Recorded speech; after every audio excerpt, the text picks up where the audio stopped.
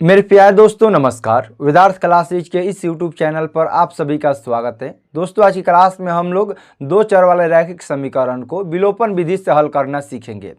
जैसा कि आप सभी को पता है कि दो चर वाले रैखिक समीकरण को हल करने का 4 तरीका होता है। पहला ग्राफीय विधि जो कि हर एक साल आपसे 5 नंबर में पूछा जाता है। दूसरा प्रतिस्थापन विधि हम लोग पीछे पढ़ चुके हैं। तीसरा आज हम लोग विलोपन विधि सीखने वाले हैं और चौथा एक वज्रगुणन विधि है।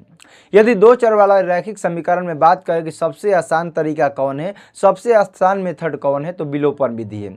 विलोपन विधि एलिमिनेशन मेथड सबसे आसान तरीका है। तो चलिए दोस्तों हम इसको समझने का प्रयास करते हैं। यदि आप हमारे चैनल पर नए हैं तो चैनल को सब्सक्राइब कर दीजिए, इस वीडियो को लाइक कर दीजिए। यदि आपका कोई भी दोस्त मित्र भाई बहन 10वीं कंप्लीट तैयारी करना चाहते हैं तो इस वीडियो को शेयर करके सब्सक्राइब जरूर करवाइए। और देखिए सवाल में दिया गया है कि 2x + 3y = 20, 2x - 5y = 4 है, तो इसको विलोपन विधि से हल करना है।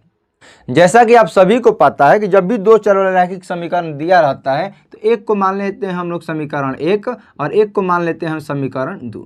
विलोपन विधि की खासियत यही है, या तो दोनों x वाले को बराबर कर दीजिए या दोनों y वाले को बराबर कर दीजिए। यहाँ पर x नहीं रहेगा, यहाँ पर y रहेगा। या तो इन दोनों को बराबर कर दीजिए या इन दोनों को बराबर कर दीजिए। किसी एक को यदि बराबर कर देंगे तो सवाल आपका बन गया। तो यहाँ पर डायरेक्ट दिखाई दे रहा है कि शुरू में भी यहाँ पर 2x है और यहाँ पर भी 2x है। जब कोई भी संख्या बराबर हो जाएगा, चाहे x वाला बराबर हो या y वाला बराबर हो, तो आपको करना कुछ नहीं है। यदि प्लस है तो घटा देना है, यदि माइनस है तो जोड़ देना है। तो यहाँ पर आप बताइए कि कौन कौन ऐसी संख्या है जो कि सेम टू सेम है, x वाला बराबर है कि y वाला बराबर है। कंडीशन 2 बनेगा, या तो x वाला कोई बराबर होगा या y वाला। और दूसरा कंडीशन में कोई भी बराबर नहीं रहता है, हमें बराबर करना पड़ता है। जैसे यहाँ पर 2x है और यहाँ पर भी क्या है 2x है, लेकिन यहाँ पर कोई भी संख्या आपको बराबर दिखाई दे रहा है नहीं, क्योंकि यहाँ पर 5x है और यहाँ पर 7x है, तो 5 से 7 अलग अलग हो गया। यहाँ पर 2y है और यहाँ पर 4y है, ये भी आपस में बराबर नहीं, अलग अलग हो गया। यानी कि हम दोनों के इनमें से किसी एक को बराबर कर देंगे तो हम लोग का विलोपन विधि से बन जाएगा। तो यहाँ पर बराबर कौन कौन है, तो यहाँ पर दोस्तों बराबर है 2x और यहाँ पर बराबर है 4x। तो जब भी बराबर रहेगा, शुरू वाला बराबर रहेगा, तो लिखना है कि समीकरण 1 और 2 को घटाने पर, क्या लिखना है, समीकरण 1 और 2 को घटाने पर, समीकरण 1 और 2 को घटाने पर। ये कब काम करना है, जब कोई भी संख्या बराबर बराबर हो तब। जैसे यहाँ पर दोनों संख्या बराबर बराबर है, अगर यहाँ पर कुछ नहीं तो प्लस छिपा है, और प्लस है तो घटा देना है, अगर माइनस रहेगा तो जोड़ देना है। इसको भी याद रखिएगा। यदि यहाँ पर दोनों ये बराबर है और यहाँ पर कुछ नहीं प्लस है, तो प्लस है तो घटा देना है। अगर यहाँ पर दोनों बराबर है लेकिन यहाँ पर माइनस है तो क्या करना है, आपको जोड़ देना है। यानी कहीं भी अगर माइनस रहेगा तो जोड़ना है, और प्लस रहे तो घटाना है। तो हम क्या करेंगे, समीकरण 1 और 2 को घटाने पर, तो समीकरण 1 क्या दिया है, 2x + 3y = 20। दूसरा समीकरण दिया है 2x - 5y = दोस्त 4 दिया गया है। ये प्लस है तो माइनस हो जाएगा, और ये माइनस है तो प्लस हो जाएगा, और ये भी प्लस है तो क्या हो जाएगा, माइनस। आपको कहिएगा कि सर ये प्लस कहाँ पर है, तो किसी भी संख्या के आगे कुछ भी नहीं रहता है तो उसके आगे प्लस छिपा होता है, और प्लस में क्या करना है, आपको माइनस करना है। जब भी घटाया जाता है तो चिन्ह हमेशा बदल जाता है, माइनस प्लस हो जाता है और प्लस माइनस हो जाता है। तो समीकरण 1 और 2 को घटाने पर, प्लस है तो माइनस हो गया, माइनस है तो प्लस हो गया, प्लस है तो माइनस हो गया। यहाँ पर आप ध्यान से समझिए, इसके भी आगे प्लस है और इसके भी आगे प्लस है। अब जैसे ही माइनस प्लस हो गया तो इससे हम लोग का कोई मतलब होने वाला नहीं है। हमें किससे मतलब है, इससे और इससे। तो दोनों प्लस है तो 5 3 कितना हो गया, 8 हो गया।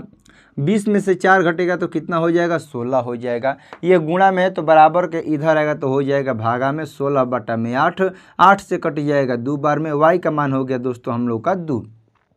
अब इस y का मान आपको या तो समीकरण में 1 में रखिए या समीकरण 2 में रखिए, दोनों से आंसर आ जाएगा। तो हम y का मान समीकरण 1 में रखते हैं, तो लिखेंगे y का मान समीकरण 1 में रखने पर, तो समीकरण 1 क्या दिया गया है, 2x + 3y = 20 दिया गया है। तो यहाँ पर y का मान दोस्त आया है 2, तो हम लोग 2 से गुणा करेंगे, बराबर का हो जाएगा 20। तो 2x + 3 दूनी कितना हो जाएगा, 6 = 20। ये प्लस में है तो इधर आएगा तो क्या हो जाएगा दोस्त, माइनस में हो जाएगा, 20 - 6। और ये 2 गुणा में है तो बराबर के इधर आएगा तो क्या हो जाएगा, भागा में हो जाएगा। तो 20 में से 6 घटेगा 14 और ये 2 गुणा में है तो बराबर के इधर आएगा तो भागा में x बराबर हो गया 7। तो लिखेंगे अतः x बराबर 2 तथा y बराबर 7, x बराबर 2 तथा y बराबर 7। ये है हम लोग का विलोपन विधि। प्रतिस्थापन विधि में क्या करना था, समीकरण 1 लेते थे, उसके बाद समीकरण 3 आता था, समीकरण 3 का मान समीकरण 2 में रखते थे, वहाँ से y का मान आता था, y का मान फिर समीकरण 3 में रखते थे तो 1 का मान आता था, x का मान। लेकिन यहाँ पर क्या करना है, जैसे ही कोई भी संख्या या तो x वाला या तो y वाला कभी भी बराबर दिखाई दे, अगर इनमें से दोनों प्लस में है तो घटा देना है, और ये दोनों माइनस में है तो जोड़ देना है। यहाँ पर याद रखिए, दोनों प्लस में तो घटा देना है और दोनों माइनस में भी है तो भी घटाना है, ठीक है। लेकिन यदि एक प्लस में है तो आपको क्या करना है, जोड़ना है। तो आप लोग अभी बेसिक है तो आप लोग ज़्यादा दिमाग मत लगाइए, बस समझने का प्रयास कीजिए कि जब दोनों सेम टू सेम रहेगा तो हमेशा घटा देना है। क्या करना है, घटा देना है। तो सबसे पहले समीकरण 1 और 2 को घटाने पर, तो समीकरण 1 और 2 को घटाया तो 2 खत्म हो गया, 8x y बराबर हो गया 2। y का मान आप चाहे समीकरण 1 में रखिए या समीकरण 2 में रखिए, यहाँ से आपका x का मान आ जाएगा, अतः x बराबर 2 y बराबर 7 हो गया। चलिए एक और हम सवाल को समझने का प्रयास करते हैं। आपको ये सवाल बिल्कुल 100% समझ में आएगा, ध्यान से अंत तक वीडियो को देखते रहिएगा। तो इसको मानेंगे हम लोग समीकरण 1, इसको मानेंगे हम लोग फिर समीकरण 1, इसको मानेंगे हम लोग समीकरण 2।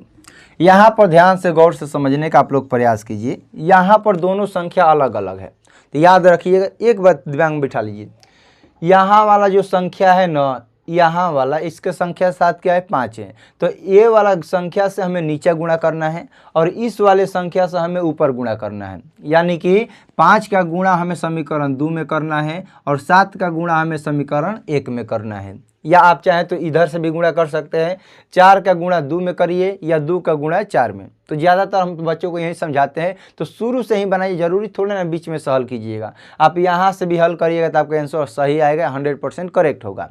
तो करना क्या है, इस 7 का गुणा हमेशा ऊपर वाले से और इस 5 का गुणा हमेशा नीचे वाले से। यानी कि मिला जुला कर कहने का मतलब यही है कि नीचे वाली संख्या का हमेशा ऊपर वाले समीकरण में गुणा और ऊपर वाली संख्या का नीचे वाली समीकरण में गुणा करना है।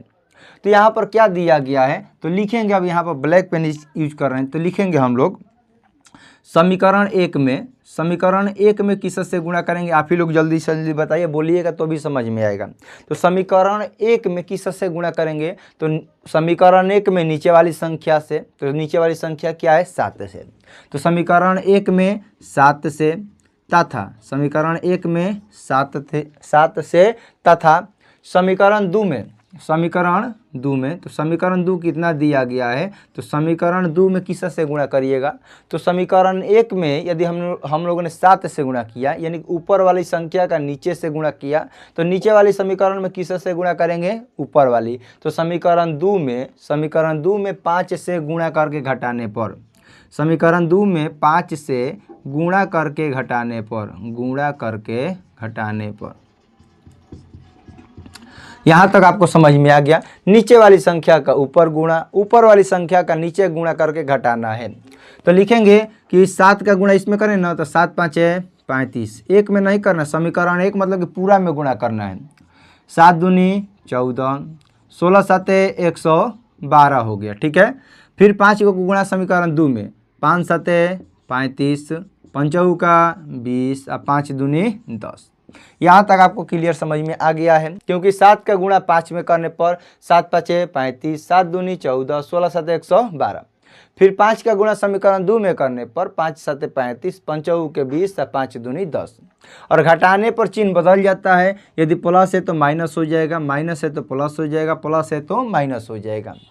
यहाँ तक दिखाई दे रहा है ना, हाँ ठीक है। तो अब क्या करना है, 35 से 35 कैंसिल हो गया, ये प्लस में है और ये भी प्लस में है, तो 20 और 14 कितना हो जाएगा, 20 और 14 हो जाएगा 34y। 112 में से 10 घटेगा तो कितना हो जाएगा, 112 में से 10 घटेगा तो 102 हो जाएगा। और ये y गुणा में है तो बराबर के इधर आएगा तो क्या हो जाएगा दोस्त, भागा में हो जाएगा। 34 से कट जाएगा 3 बराबर, y का मान हो गया हम लोग का 3। अब इस y का मान हमको समीकरण 1 में रखना है या समीकरण 2 में रखना है, ये आप पे निर्भर करता है। तो आप किसी भी समीकरण में y का मान रखिएगा तो आपका सही उत्तर आएगा। तो y का मान समीकरण 1 में रखने पर ज़्यादातर बच्चे क्या करते हैं, क्योंकि शुरू वाले में ही रखते हैं, y का मान समीकरण 1 में रखने पर। तो समीकरण 1 क्या दिया गया है, तो समीकरण 1 दिया गया 5x + 2y = 16। 5x + y का मान दोस्त कितना आया है, तो y का मान 3 आया है, बराबर में 16। तो 5x + 3 दूनी 6 = 16। ये प्लस में है तो बराबर के इधर आएगा तो हो जाएगा आपका माइनस में, और ये x गुणा में है तो बराबर के इधर आएगा तो हो जाएगा भागा में। 5 से 10 कट जाएगा 2 बार में, x बराबर हो गया 2। तो लिखेंगे अतः x बराबर 2 तथा y बराबर कितना, y बराबर हम लोग का हो जाएगा y बराबर 3। यही हो गया हम लोग का सही उत्तर, और यही है हम लोग का विलोपन विधि। क्या करना है हमको कि या तो x वाले को या तो हमको y वाले को बराबर कर देना है, और जैसे ही x वाला या y वाला कोई एक बराबर हो गया तो प्लस है तो जोड़ दें, घटा देंगे, माइनस है तो हम लोग को जोड़ देना है, और आपका आंसर आएगा y का मान। यदि x कटाइएगा तो y का मान आएगा, यदि y वाले को कटाइएगा तो x वाले का मान आएगा, और उसके बाद x y का मान समीकरण 1 में रख देने पर दूसरा निकल के आ जाएगा। x का मान रखिएगा तो y का मान आएगा, y का मान रखिएगा तो x का मान आएगा। तो चलिए दोस्त, मैं आशा करता हूँ कि आपको एकदम बढ़िया से झकास तरीके से समझ में आ गया है। तो चलिए आज की क्लास को यहीं पे समाप्त करते हैं। अपने किताब के सवाल को खोजिए, प्रश्नावली 3 कितना है, प्रश्नावली 3.4 के सवाल को खोजिए और अपने से बनाने का प्रयास कीजिए। मिलते हैं अगले क्लास में, तब तक के लिए आपको जय हिंद, जय भारत। यदि आपका कोई भी दोस्त, मित्र, भाई बहन 10वीं कंप्लीट तैयारी करना चाहते हैं तो इस वीडियो को शेयर करके सब्सक्राइब जरूर करवाइए। और जिनको भी 10वीं क्लास का मैथ का फार्मूला बुक चाहिए तो फार्मूला बुक के लिए आप 96 93 56 30 44 पर कॉल या मैसेज करके free of course formula book को प्राप्त कर सकते हैं। इस फार्मूला बुक का खासियत यही है कि आप लोग को फार्मूला के साथ साथ उसका एग्जाम्पल भी दिया गया है कि यदि आप लोग फार्मूला याद किए तो उस पर कैसे कैसे सवाल पूछे गए हैं उसके भी बारे में चर्चा किया गया है। तो जिनको भी ये किताब चाहिए तो ये फ्री ऑफ कोर्स है, एक भी रुपया नहीं देना है। 96 93 56 30 44 पर कॉल या मैसेज करके इस फार्मूला बुक का PDF प्राप्त करके किसी दुकान से निकलवाइएगा और पढ़िए। 10वीं क्लास की एकदम बहुत बेहतरीन बुक है, मात्र 10 पेज का है लेकिन बहुत बढ़िया किताब है। तो ठीक है दोस्तों, मिलते हैं अगले प्रश्नावली के साथ, अगले सवाल के साथ। तब तक के लिए आपको जय हिंद, जय भारत।